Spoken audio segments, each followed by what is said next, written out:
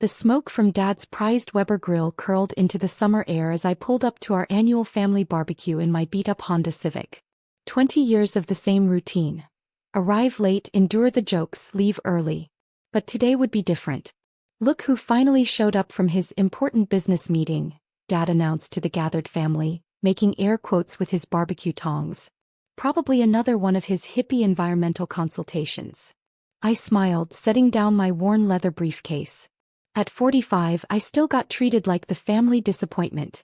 The eldest son who'd thrown away a real career to become an environmental scientist. Actually, it was a climate resilience meeting, I said quietly, accepting a paper plate from Mom.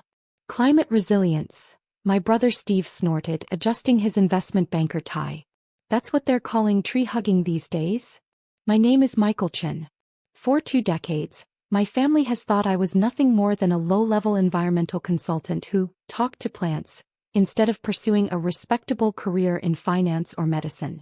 What they didn't know was that I was the founder and CEO of Resilient Earth Technologies, the world's leading climate adaptation firm, with contracts in 60 countries and a valuation that would make my brother's banker salary look like pocket change. But they weren't ready for that truth. Not yet. You know, Michael, Dad said, flipping burgers with practiced precision. Stevens and Associates is always hiring. Steve could put in a word. It's not too late for a real job. I took a bite of coleslaw, remembering this morning's video conference where we'd finalized a $4.2 billion contract to protect Miami from rising sea levels. I appreciate the thought, Dad, but I'm good where I am. My sister-in-law Lisa patted my hand. At least he's not living in his car anymore, she stage whispered to my mother. I'd never lived in my car. That was their interpretation of the year I spent traveling to disaster zones, studying climate patterns and developing the algorithms that would become the foundation of Resilient Earth's prediction models. The only person who'd ever known the truth was my grandfather before he passed.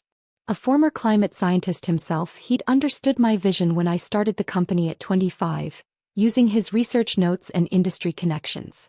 Change the world quietly, he'd said. Let your work speak louder than their doubts. I'd followed his advice perfectly. The distant sound of helicopter blades cut through the backyard chatter. Dad looked up, shading his eyes. Probably another emergency at the hospital, he said proudly, nodding toward my sister Jane, the surgeon. But the helicopter kept getting closer. A black SUV convoy appeared at the end of our suburban street as the helicopter circled, looking for a landing spot. Men in suits and earpieces emerged, scanning the area. What the hell? Steve muttered. My phone buzzed. A message from Sarah, my CEO, governor's on his way. Category 5 heading for the coast. They need you now. Before I could respond, the helicopter touched down in the empty lot next door. Governor Richards himself stepped out, followed by his emergency response team. Dr. Chin, he called out, jogging toward our yard. Thank God we found you. The hurricane shifted course. We need your models immediately. Dad's spatula clattered against the grill. Doctor. The governor looked confused. Of course, Dr. Michael Chin, founder of Resilient Earth, the world's leading expert on climate disaster prevention. He turned back to me urgent. Please, sir. 3 million lives could depend on your predictions. The burgers weren't the only things burning on that grill.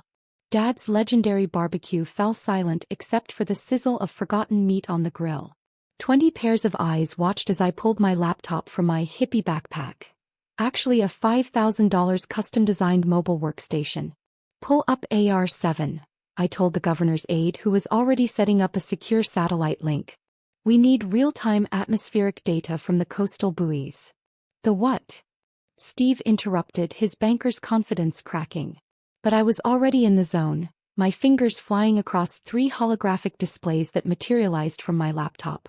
20 years of climate data flowed through proprietary algorithms, painting a terrifying picture. It's worse than we thought, I muttered, zooming into a pressure system. The warm water corridor is feeding directly into the storm's eye. We're looking at sustained winds of 190 miles per hour if it maintains this track. The governor leaned over my shoulder, his face grim. How long? 18 hours until landfall. I pulled up our prediction model, the same one my family had mocked as my cute little weather program years ago. But that's not the real problem. There's worse than a Category 5? one of the officials asked. I nodded, highlighting a complex pattern of ocean currents. The storm surge will hit exactly at king tide. We're looking at a 30-foot wall of water hitting the coast. The existing seawalls were only built for 20. My God, the governor whispered. My phone buzzed again. Sarah's face appeared on one of the displays. Michael, I've got the president's science advisor on the other line. They're mobilizing FEMA based on our models. Dad dropped his barbecue tongs. The president. I ignored him, focusing on the data. Sarah, implement Protocol Omega. I want every resilient Earth coastal defense system from Miami to Charleston activated. Full power to the wave dispersion arrays. Already done, she replied. The Singapore team is standing by for backup computing power. Should I call in the Tokyo office? Do it. And get me Dr. Yamamoto. We'll need his Storm Shepherd drones. Steve stepped forward, his voice uncertain. Storm Shepherd drones? Atmospheric modification units, I explained absently, still typing. We use them to disrupt hurricane formation. My silly little robots from the Christmas party 3 years ago? The ones you said were toys for tree huggers. The governor's phone rang. After a brief conversation, his face turned ashen. Dr. Chin. The president is asking if you'll take emergency control of the coastal defense grid. Congress is invoking the Disaster Prevention Act. My sister Jane, the surgeon, nearly choked on her wine. Congress? Our Michael? I stood up, already issuing commands through my neural interface. Another hippie gadget they'd mocked. Grid control accepted. Sarah, initiate full coastal lockdown. I want every resilient Earth installation from Florida to North Carolina at maximum power. Across the eastern seaboard, thousands of hidden facilities disguised as ordinary buildings, parks, and coastal features hummed to life. The largest climate defense network ever built, all controlled from a backyard barbecue in suburban Chicago. But you're just an environmental consultant, Dad stammered. You measure tree rings and talk about saving the whales. Actually, the governor interjected, your son is the architect of the most advanced climate defense system in human history. Those tree rings helped create the algorithms that protect every major coastal city in the world. Mom sat down heavily. Every coastal city. The seawall protecting Manhattan? I brought up a familiar design. That's mine. The flood prevention system in Tokyo? Also mine. Those consulting trips to Venice? I was installing underwater barriers to save the city from sinking. A new alarm blared. The hurricane had intensified.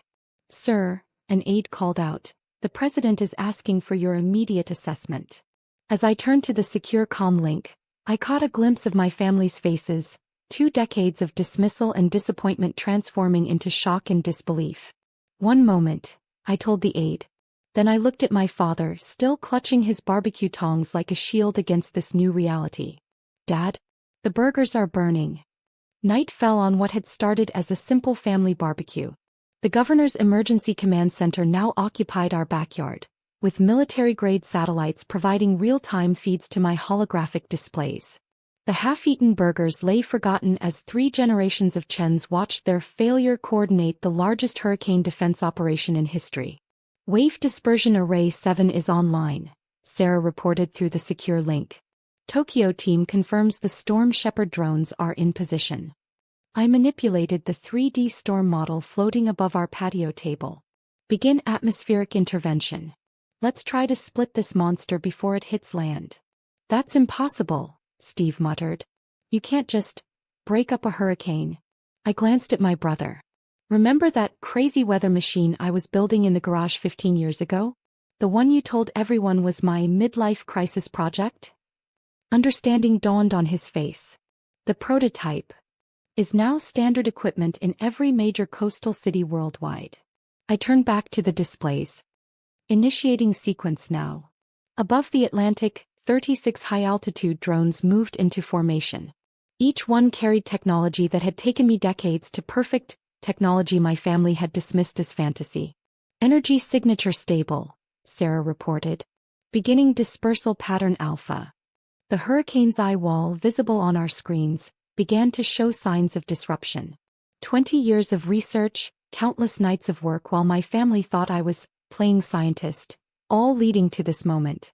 "My God," Dad whispered, watching the Category 5 monster begin to weaken. "All those times we told you to get a real job."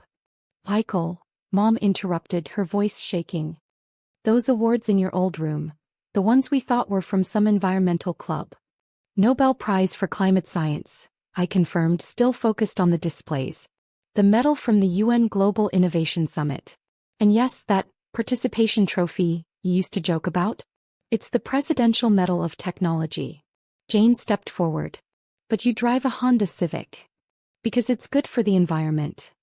I allowed myself a small smile. "The other car is an electric Bugatti. I use it to inspect our coastal installations." The governor's phone buzzed. After a brief conversation, he turned to me with visible relief. "Dr. Chin, the president wants to commend you. The hurricane, it's breaking up." On the screens, we watched as the massive storm system began to fragment, its energy dispersing harmlessly over the ocean. Billions in property damage and countless lives saved by technology my family had never believed in. "Holy shit," Steve breathed.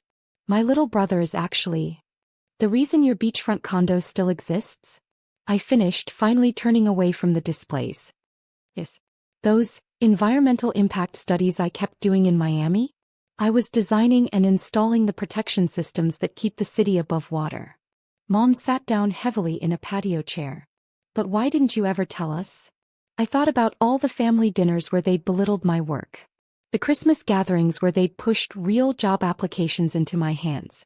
The countless times they'd apologized to friends about their son who never lived up to his potential.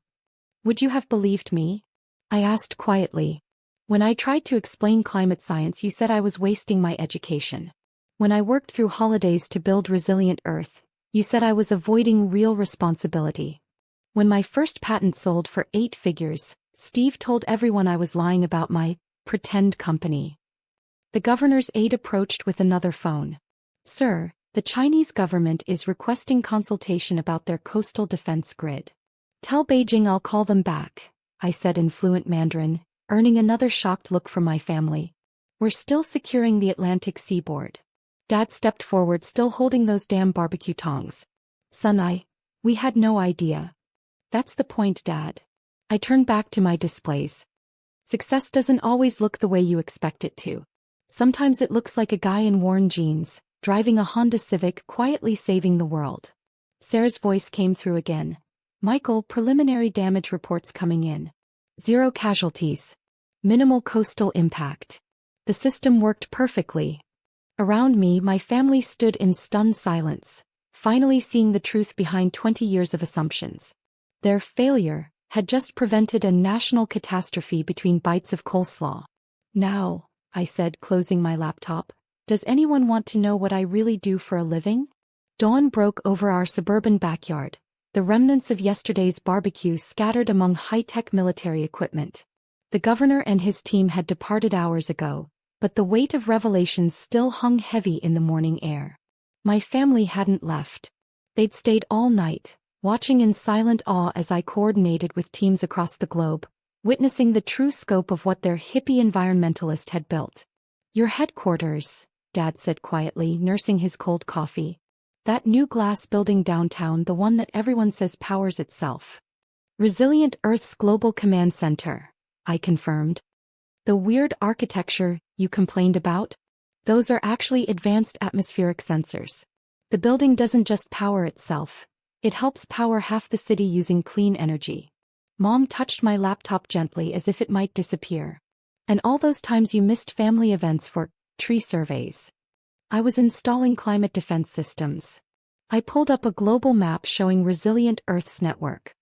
Paris, Tokyo, Dubai, each survey was actually a multi-billion-dollar project. That month I was finding myself in Singapore. I was building the world's largest ocean protection system. Steve, his banker's suit wrinkled from the all-night vigil, leaned forward. "The value of your company, is it really more than the GDP of most countries?" "Yes." I showed him our latest financial reports. "That silly environmental fund I tried to tell you about last Christmas? It's now the world's largest climate technology investment portfolio. My brother, Jane whispered, is actually saving the world. No, I corrected her. We are saving the world. Every person at Resilient Earth, every scientist who believed in the mission when others mocked it. Remember Karen, my hippie girlfriend from college? The one we said was distracting you from finding a real career? She's our chief technology officer now. Those crazy ideas we worked on in the garage? They're standard technology in every major coastal city. The patents are worth billions. Dad stood up suddenly, walking to the garage. He returned carrying a dusty box I hadn't seen in years. Your grandfather gave me this before he died, he said, his voice thick. Said to give it to you when I finally understood. I never opened it. Inside was a single envelope addressed to me but meant for all of them. Dear Michael, by the time they read this, the world will know what I knew all along, that true vision doesn't need validation to change the world. While they worried about your career, you were building humanity's shield against climate disaster. While they pushed for a real job, you were creating technology that will save millions of lives. I kept your secret because you asked me to. Because you understood that real change happens in the quiet moments, in garages and laboratories, not in boardrooms and country clubs. To your family reading this, your son, your brother, the one you thought was lost? He wasn't wandering, he was building. And he did it not to prove you wrong but to prove the world right. Look up at the sky. The air you breathe, the cities that still stand against rising seas, the future your children will inherit. Your hippie environmentalist helped save it all. Be proud. Always was. Love, Grandpa. Mom was crying openly now. Dad's hands trembled as he read the letter. My phone buzzed. Another crisis somewhere needed attention. But before I could check it, Dad did something he hadn't done in 20 years. He hugged me. I'm sorry, he whispered. We're all so sorry. Don't be, I said, hugging him back. Everything I built because you taught me persistence. Because Mom taught me compassion. Because Steve showed me how to think big and Jane showed me how to care about details. But we never believed in you. No, I smiled, pulling back. But I believed in myself. And sometimes that's enough. The morning sun caught the edge of my laptop, throwing rainbow patterns across our familiar backyard. Somewhere in the world, another storm was brewing, another crisis needed solving. But for now, in this moment, something else had finally been fixed. So, Steve said, attempting a smile, about that electric Bugatti? Nice try. I picked up my worn backpack. But I've got a world to save. Anyone want to see how? One by one they nodded. Ready at last to see the truth that had been in front of them all along. Sometimes the biggest achievements come wrapped in the simplest packages. Sometimes the greatest success stories are written not in prestigious titles or expensive suits, but in quiet dedication and unwavering vision. And sometimes, just sometimes, it takes a hurricane to clear the air.